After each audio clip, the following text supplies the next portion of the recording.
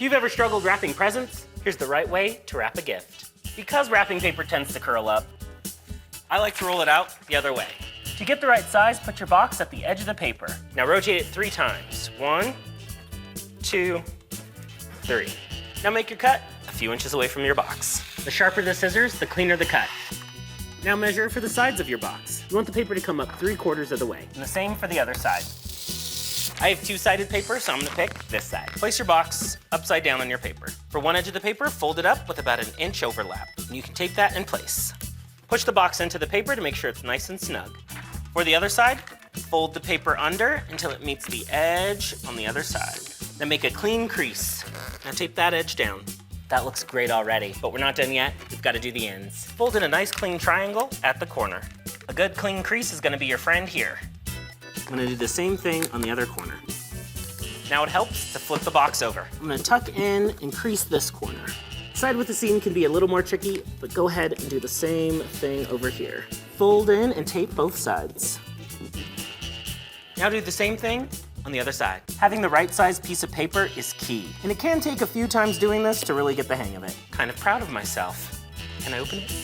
If you have a box that seems a little too big for the amount of paper you have, here's how to wrap and still make it fit. The key to this technique is wrapping at an angle. Make sure the paper covers all 4 corners. Tape one of those edges down.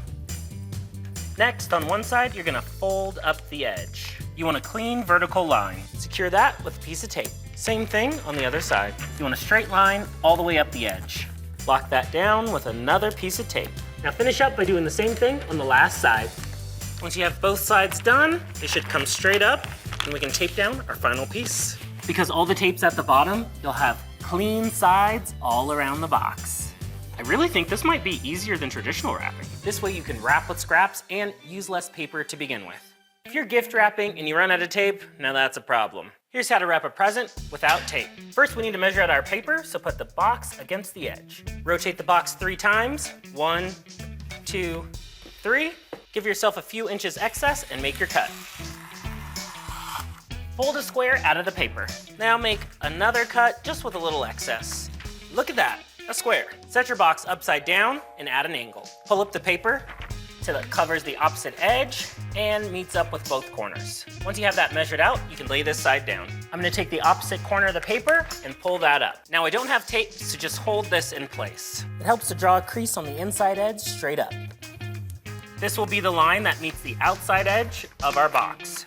Now you can set that crease and just hold all that in place. Now for the next side, same thing.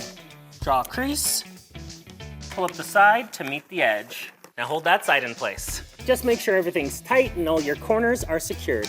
Right here, we've made a nice little pocket. On our last side, I'm gonna make my creases.